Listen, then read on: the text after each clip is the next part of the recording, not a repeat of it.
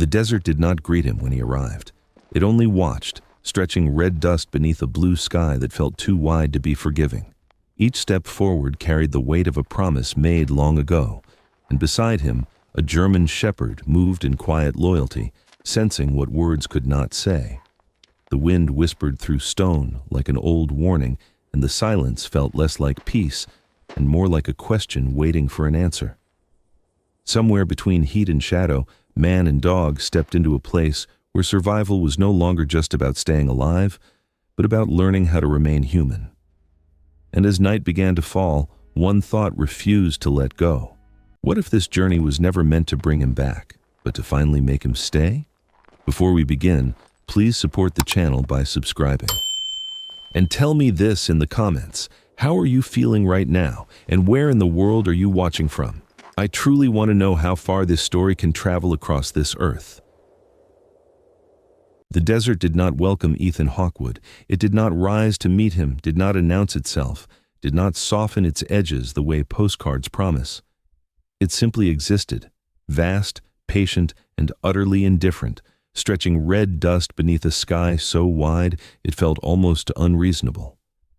The light pressed down from above, not violently but steadily, like a hand that had learned exactly how much weight a body could carry without breaking. The wind moved first, not strong, not dramatic, just enough to stir the sand along the ground in thin, restless lines. It carried no scent of water, no hint of shelter, only the dry mineral smell of stone that had been waiting for centuries to be noticed again.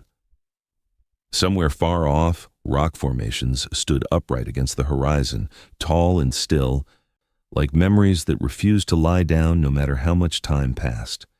Ethan stepped out of the truck slowly, not because he was tired, but because speed had never served him well. His boots sank slightly into the sand, the ground yielding just enough to register his weight, as if the land itself were testing him. He closed the door behind him without force, no slam, no echo.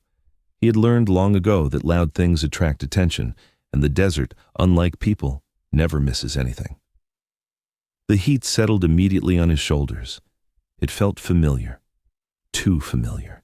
The same pressure that once pressed down through layers of gear and metal straight into bone and breath. Back then, noise filled every gap, engines, shouting, impact. Here, there was nothing to absorb the weight except silence, and silence had a way of letting old sensations rise unchecked. Hunter jumped down after him. The German shepherd landed with practiced ease, paws steady despite the uneven ground. He paused almost at once, ears upright, tail still, body angled slightly forward. Not fear, not excitement, assessment. His coat, dark brown streaked with black along the back, lighter at the chest, caught the sunlight in muted tones, as if even his fur understood that brightness had no place here. Ethan watched him for a moment longer than necessary. He had looked at men this way once, years ago, not to see if they would follow orders, but to see if they would remain themselves when nothing familiar remained. Hunter met the land with calm alertness, eyes tracking distance rather than detail, already measuring what could not be seen directly. This place had not been chosen for comfort. It had been chosen for a promise. The road behind them shimmered faintly, dissolving into heat and distance, already beginning to feel theoretical. Ahead, the land offered no path, no markers, no suggestion of direction. Just openness, just exposure. Ethan did not turn back to look again.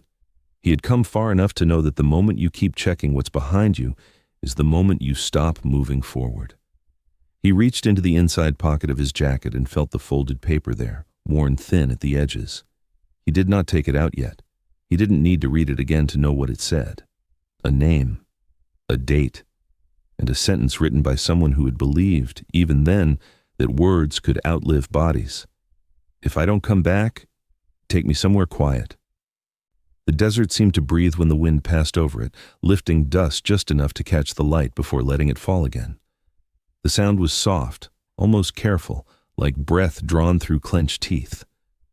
It reminded Ethan of nights when silence arrived too suddenly after chaos, leaving the body unsure whether it was safe to relax or not. He adjusted the strap of his bag on his shoulder and started forward.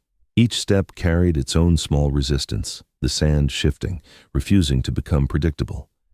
The sun moved slowly across the sky, though it felt closer than it should have, its brightness flattening the world into sharp contrasts. There were no shadows here that could be trusted for long. Hunter walked beside him, close enough that their strides aligned without effort.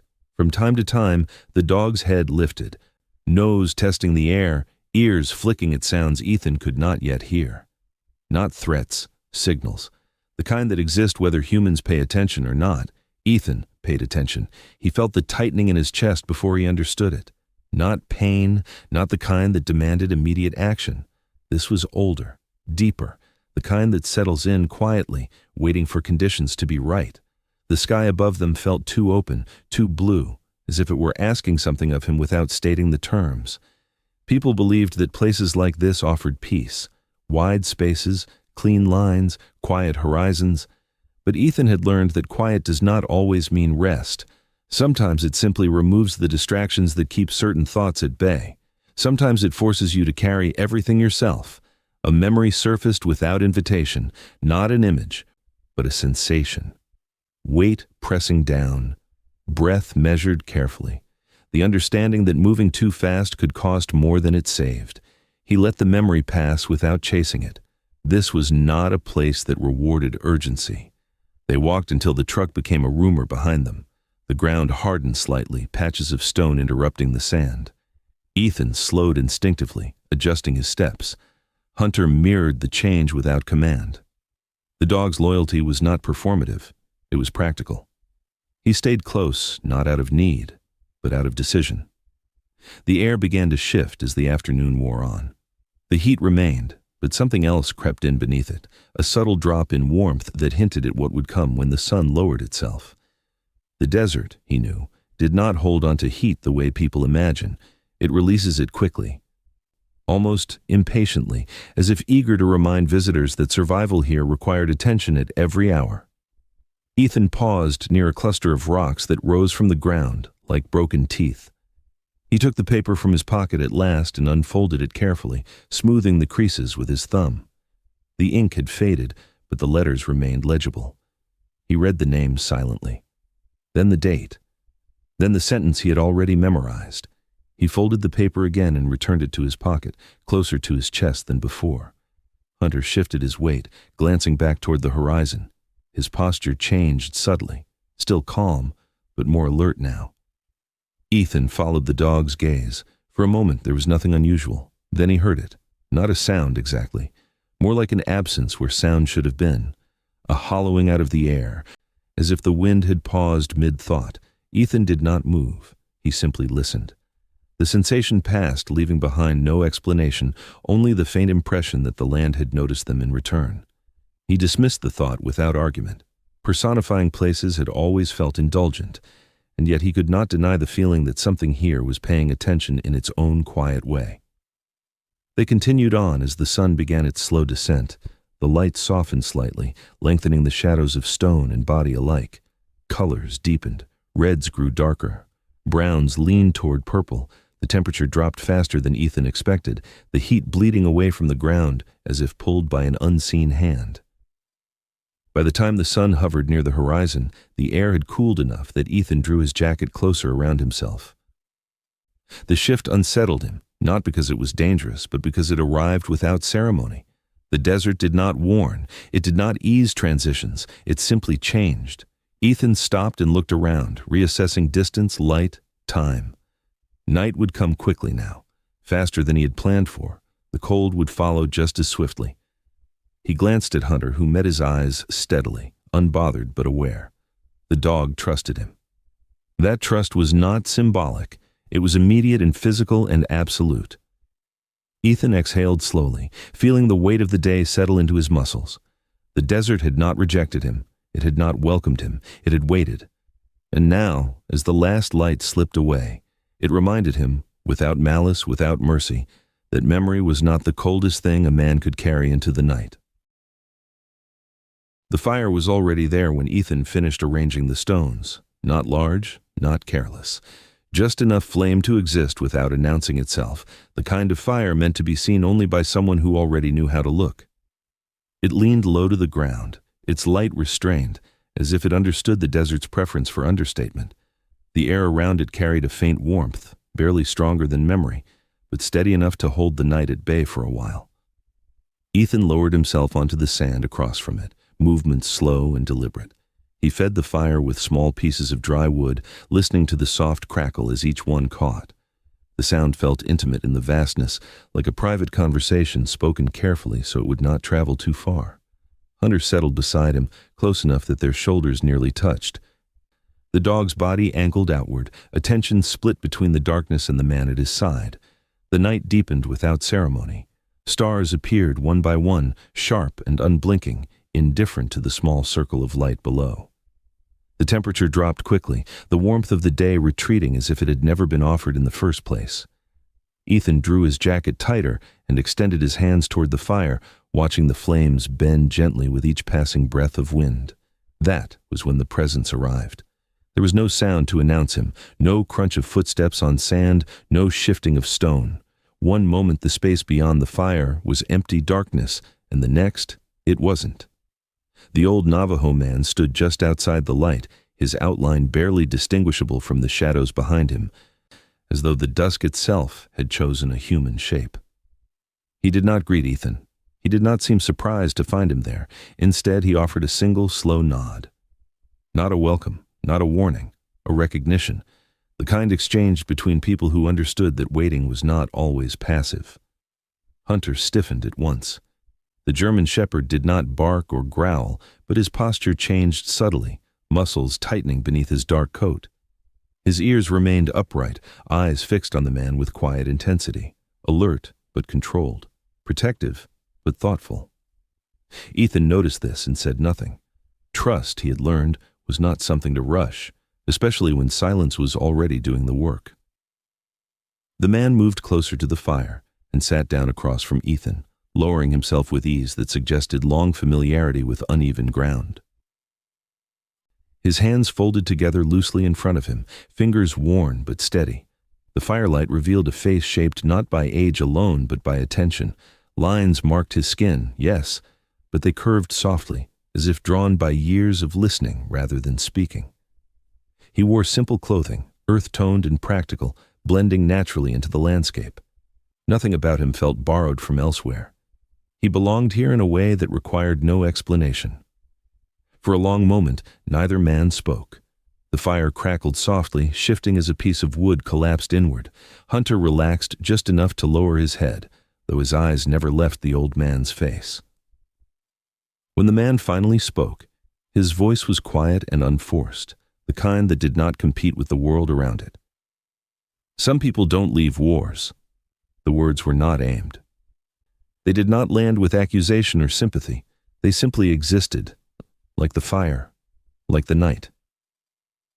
Wars follow them. Ethan did not look up. His gaze remained on the flames, watching how they leaned and straightened with the wind, how they consumed without haste. He felt the sentence settle somewhere beneath his ribs, not sharp, but undeniable. A statement, not an invitation to respond. The old man did not elaborate. He did not ask questions. Instead, he let the silence stretch again, allowing the fire to fill the space where conversation might normally rush in. Hunter shifted closer to Ethan's knee, his flank brushing against it. The contact was brief but intentional, grounding. Ethan rested one hand lightly against the dog's shoulder, fingers curling into the thick fur without pressure. The man began to speak again. But not in stories that demanded attention. He spoke in fragments, observations woven together loosely, as though the meaning would assemble itself in time. He spoke of soldiers who came to this land seeking quiet, only to find that quiet was not empty. Of men who believed distance could erase weight, and of how the desert, patient as it was, tended to return whatever was brought into it. He spoke of spirits not as legends, but as absences, places where names had stopped being spoken, where memory had lost its anchor. "The land remembers," he said at one point, eyes reflecting the firelight steadily. "It remembers footsteps longer than bodies." Ethan listened without interruption. He had learned long ago that some truths resisted being summarized, that reducing them to neat conclusions only stripped them of their usefulness. The man's words were not instructions, they were conditions, weather, more than guidance. At one moment the old man extended a hand and pointed toward the east. Beyond the fire's reach, the silhouettes of stone formations rose against the star-streaked sky, their shapes dark and watchful. "Lost people don't always need direction," he said quietly. "Sometimes they need permission." The fire popped softly, a spark lifting and vanishing almost instantly. Hunter's ears flicked at the sound, then settled again. He moved closer to Ethan, resting against his leg more fully now, his weight a steady presence. Ethan felt the thought surface before he could stop it. He could leave. The road still existed, even if it was hidden by darkness now. Distance was still possible. Turning back would not require explanation. No one had asked him to be here. No one had demanded that he stay. For a brief moment, the idea felt almost reasonable. But when he looked up, he found the old man watching him, not intently, not expectantly, but with an understanding that felt unsettling in its accuracy. There was no judgment there, no attempt to persuade, only the quiet recognition that leaving did not always mean escape. The desert did not chase those who fled. It waited for them to stop running. The man rose when the fire had burned low, standing with the same unhurried grace with which he had arrived. He stepped back into the shadows, already beginning to blend with them, as though his presence had always been conditional. Ethan remained seated, watching him go, aware of a subtle shift inside himself that he could not yet name. Hunter stayed still, eyes tracking the man until the darkness reclaimed him completely. Just before disappearing, the old Navajo man paused. He turned back slightly, his face catching the edge of firelight one last time. When he spoke, his voice carried no urgency, only precision. "If your dog limps," he said softly, "follow the shadow, not the sun." Then he was gone. The fire crackled once more, and the desert closed in around them, unchanged, yet somehow no longer neutral. The sun punished mistakes without anger. It rose higher with a calm that felt almost deliberate, flattening the land into a hard, colorless glare where distance lost its meaning. By late morning, the air no longer moved freely. It pressed down instead, heavy and still, trapping heat against skin and breath alike. The desert stopped offering direction and began asking questions, quiet ones without answers attached. Ethan felt the first warning in his mouth, dryness that no swallow could clear. He checked the canteen out of habit, not hope, tilting it just enough to hear the truth. The sound was wrong, too light. The water inside was nearly gone, reduced to a careful ration he had already begun to miscalculate. The map came out next, paper creased, corners worn soft by use and doubt. Lines that once suggested certainty now felt ornamental, symbols from a language the land refused to speak. Landmarks shifted when he wasn't looking. A ridge that should have guided him fell away into nothing. A cluster of rocks appeared closer than it had any right to be, then receded again when he adjusted his angle.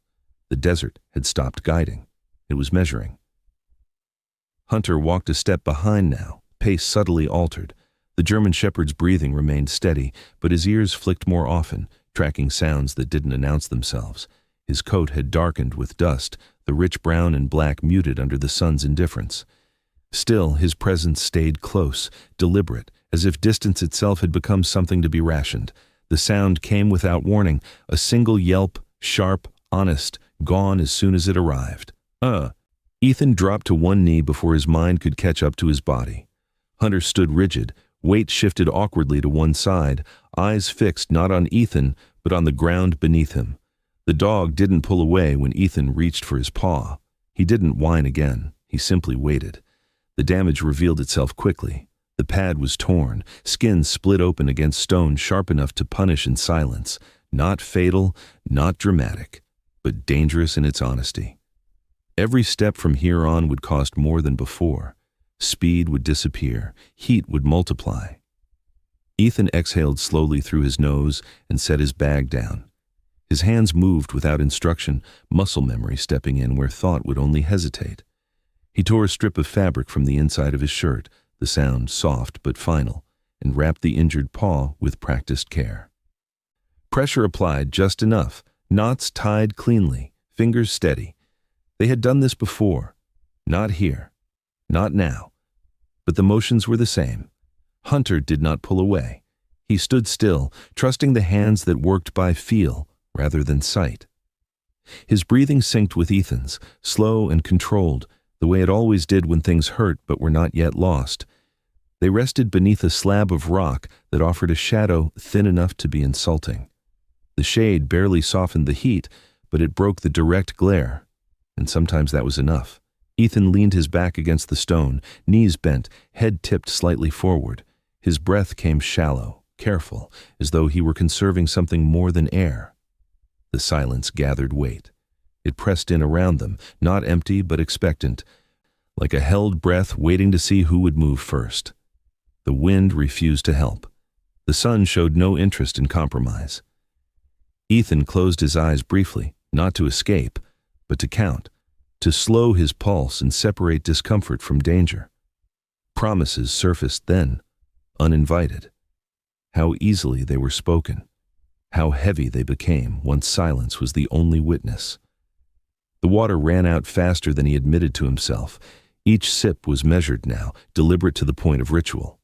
He did not offer any to Hunter yet, not because the dog did not need it, but because Ethan understood timing. Giving too early could be as dangerous as giving too late. By mid-afternoon, the air began to distort. The horizon shimmered with shapes that suggested movement where none existed. Vertical lines wavered. Flat ground rippled like water disturbed by a careless hand. Ethan rose carefully, legs stiff, and resumed walking at a reduced pace.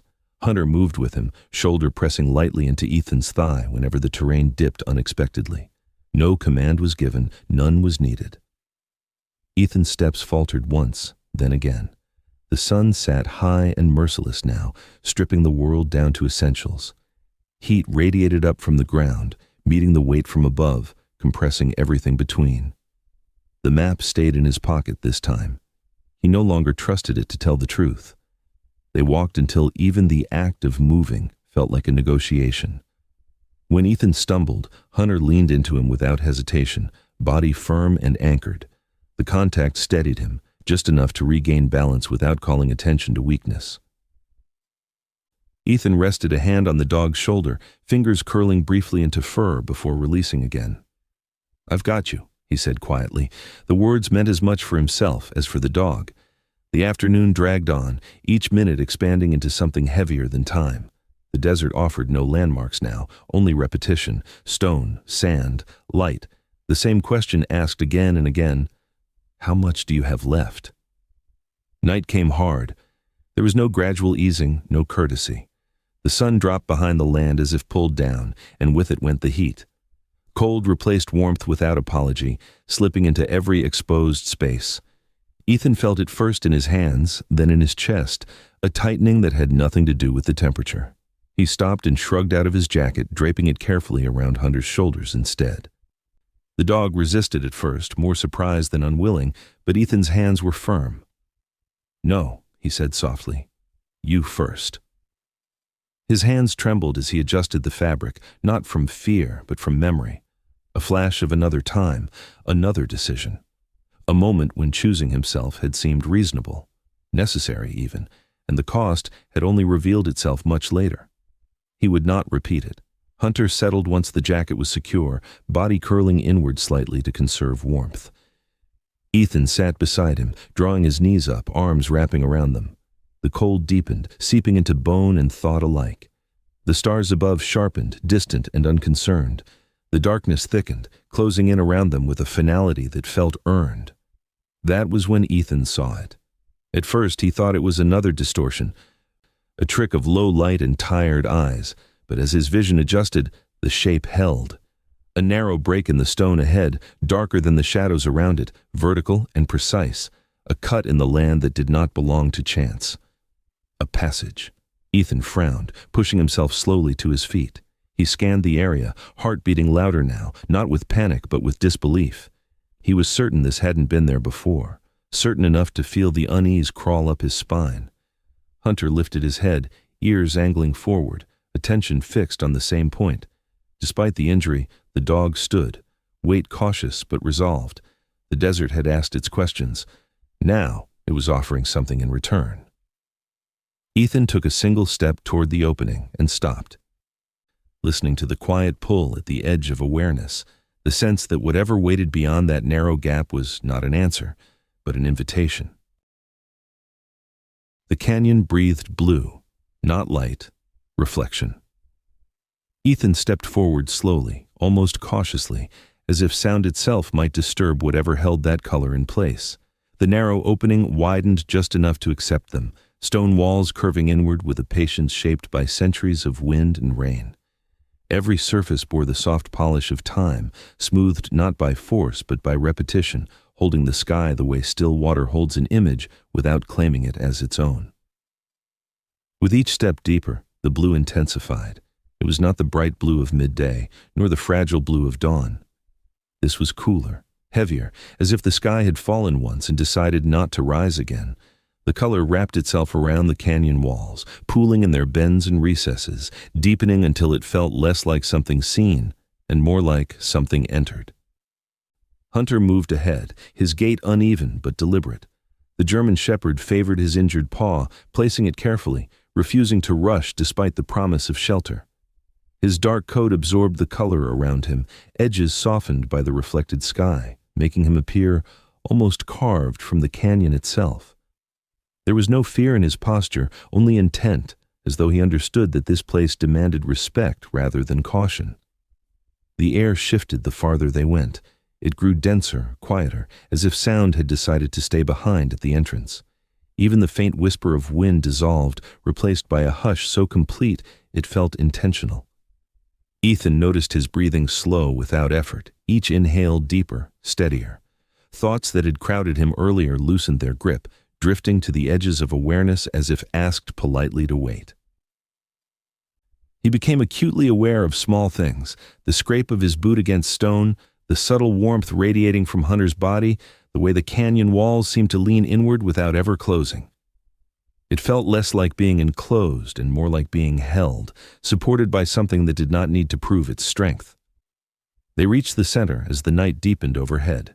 Here, the blue reached its fullest expression, surrounding them completely. The canyon floor dipped slightly, forming a shallow basin where the color pooled richest, most concentrated. Ethan stopped there, compelled not by logic, but by a quiet certainty that this was where movement should pause. He knelt beside Hunter, lowering himself until their heads were nearly level. Without thinking, he rested his forehead gently against the dog's neck, closing his eyes. The warmth he felt was immediate and real, solid in a way memory could never be.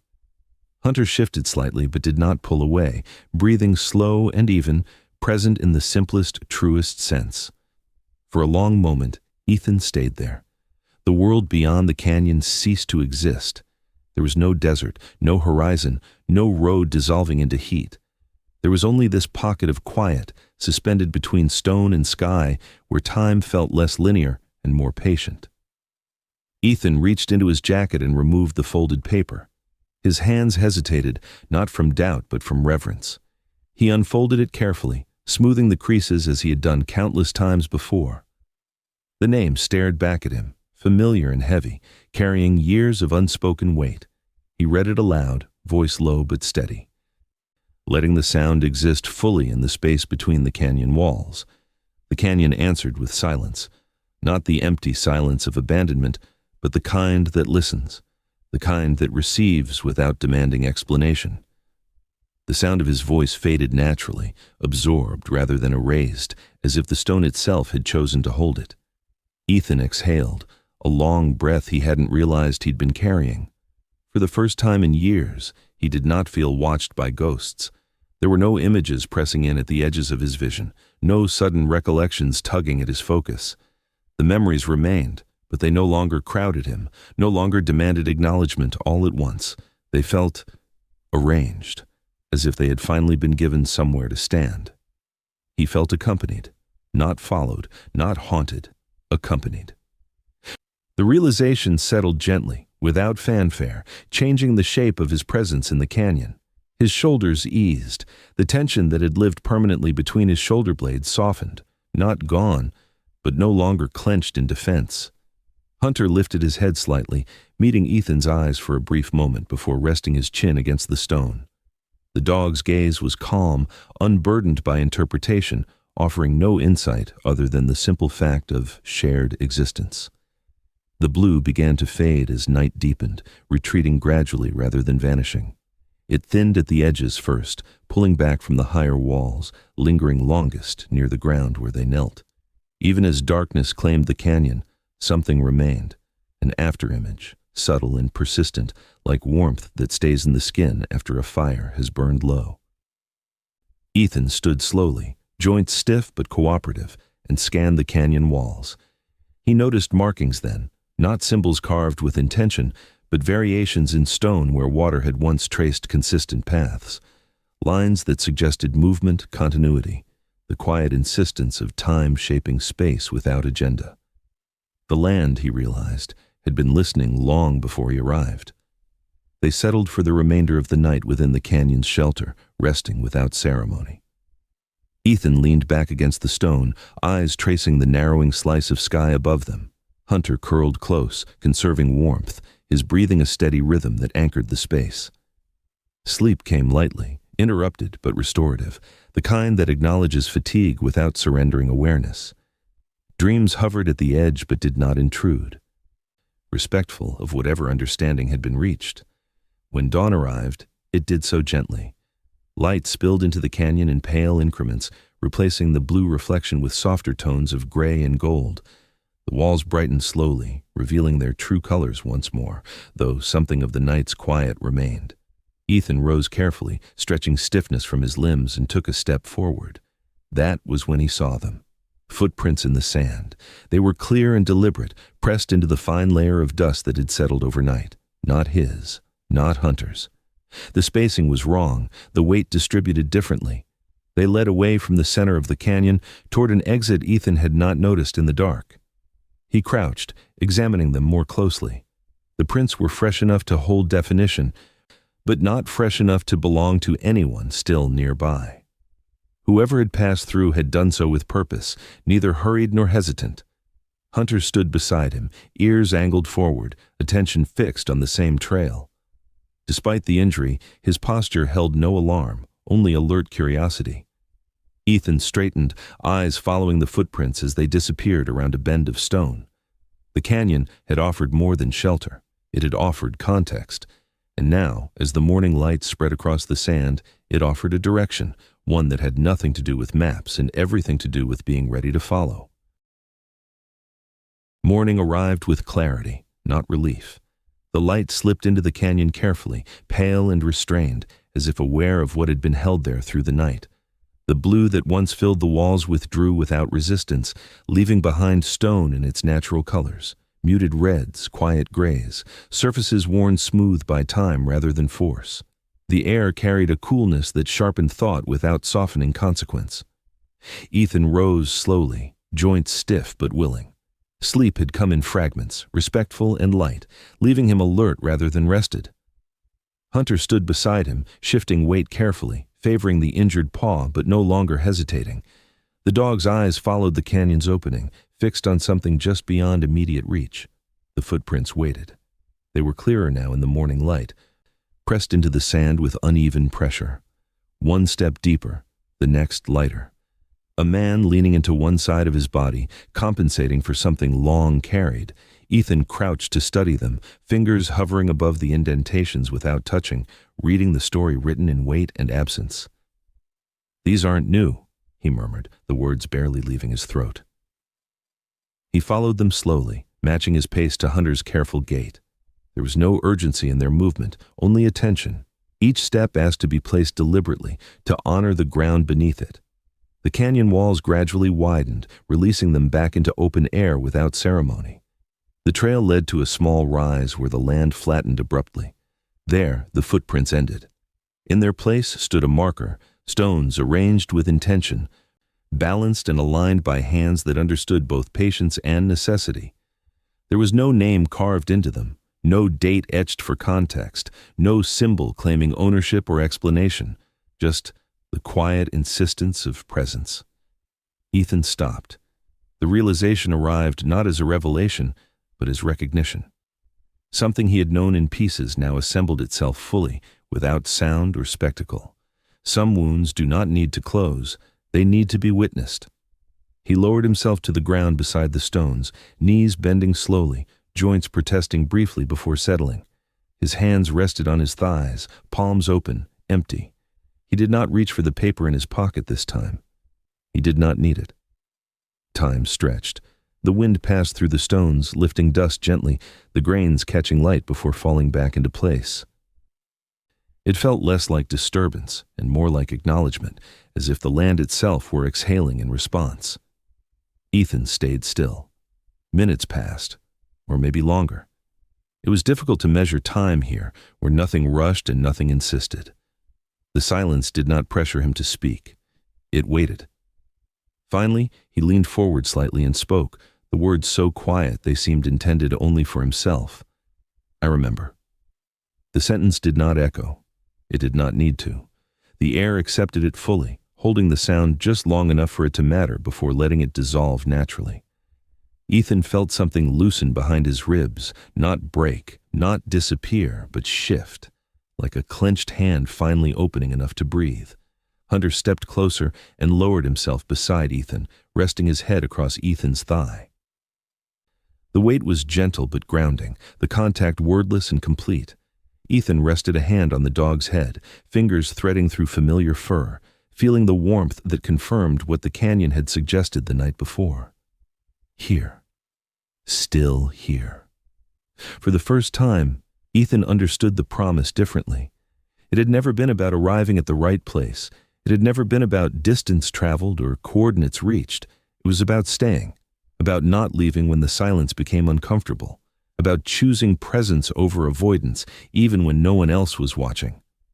The war had not ended. It would never end in the ways people like to imagine, but it had loosened its grip. The memory of choosing himself once, of walking away because it seemed practical, because survival demanded it, surfaced again.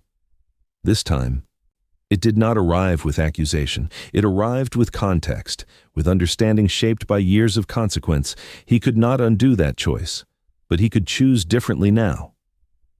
Ethan remained seated as the light strengthened, the day unfolding around him without urgency. Birds passed overhead, unseen but audible, their calls brief and unconcerned. The desert resumed its quiet rhythms, indifferent to human meaning, yet capable of holding it when offered honestly. It was then that he noticed the alignment. The stones were not random.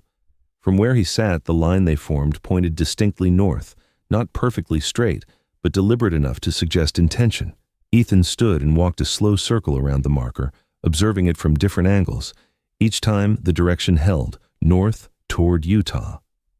The realization did not startle him. It settled instead, fitting neatly into the space already cleared.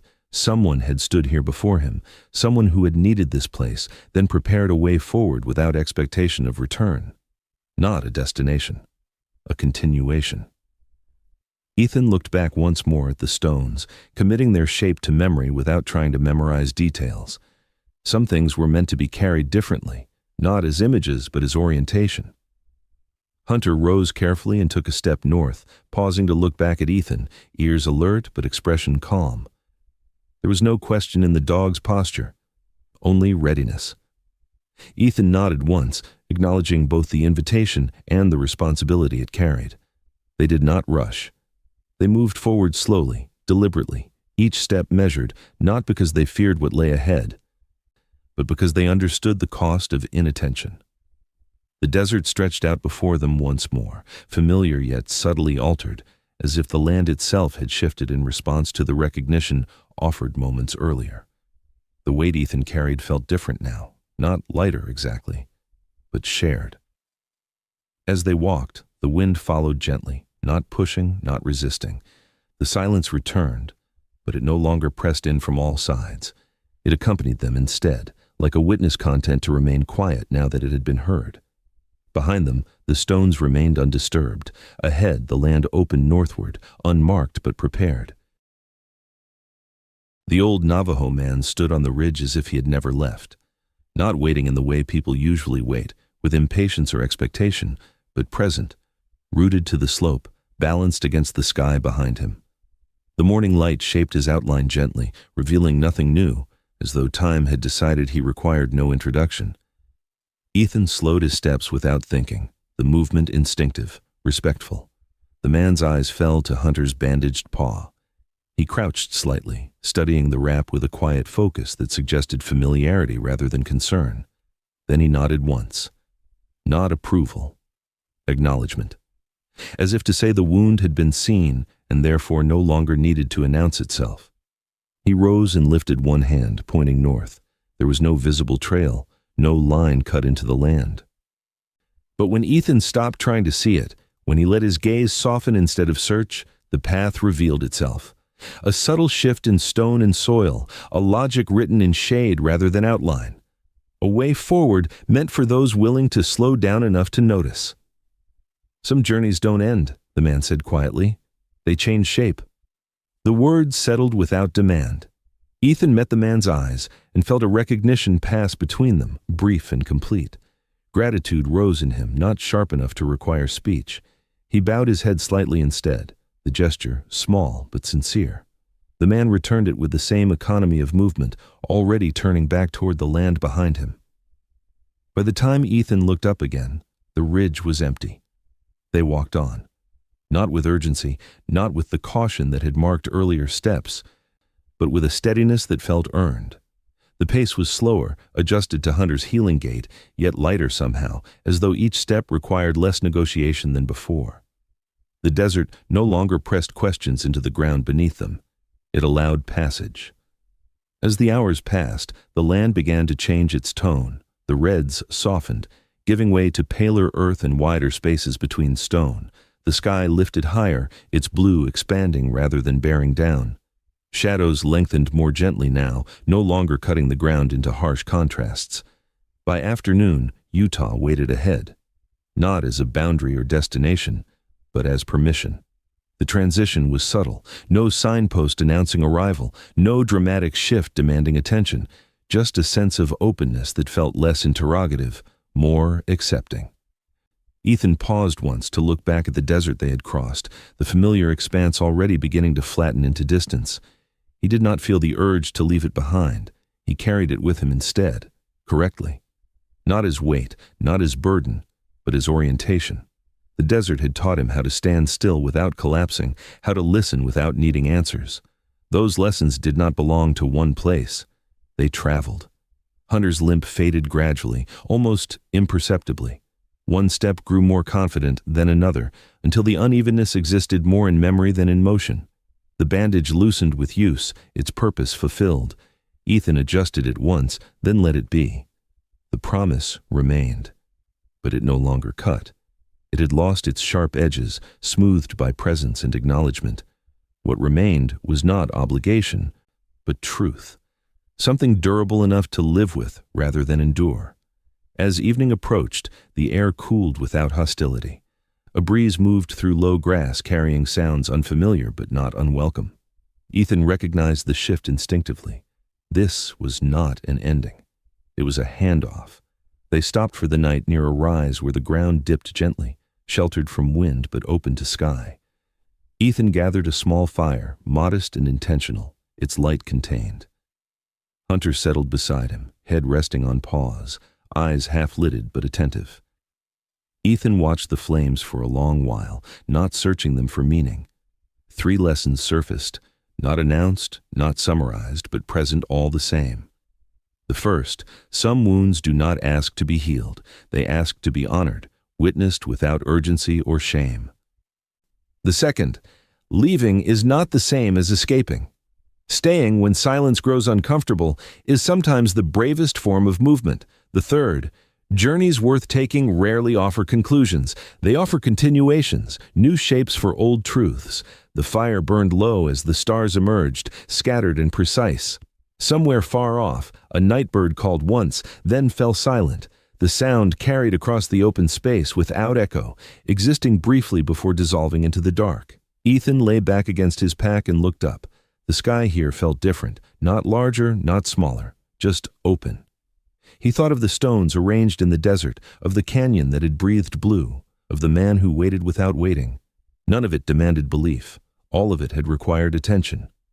When sleep came, it did so gently, without images or intrusion. Morning would bring movement again, and with it, whatever the next stretch of land chose to reveal. At dawn, light touched the horizon in thin bands, pale and steady. Ethan rose, stretched, and packed without hurry. Hunter stood, shook once, then looked north, ears forward. Ethan followed his gaze. In the distance, a faint glow lingered where night still resisted the day. Not a destination, not a signal, just a reminder that the world continued unfolding whether he named it or not. They began walking. Behind them, red dust settled back into place, unmarked. Above them, blue sky held. And somewhere between the two, a man and his dog moved forward, not to arrive, but to remain present in the act of going. I did not leave the desert behind when I crossed into the next stretch of land. I carried it with me, not as dust on my boots, but as a quieter rhythm in my breath, a steadiness that had replaced the need to hurry. What had begun as a journey to honor a promise ended as a lesson in how presence can soften even the sharpest memories. The land did not fix me, and it did not ask me to forget. It simply gave me enough silence to listen to what had been waiting all along. I learned that some wounds are not meant to close, because closing them would mean pretending they never shaped us. They are meant to be acknowledged, held gently, and allowed to exist without shame. I learned that survival is not always about pushing forward, but about knowing when to slow down, when to stay, and when to let the weight be shared. And I learned that healing rarely arrives as a single moment. It unfolds quietly, step by step, often beside something loyal and wordless that chooses to walk with you anyway.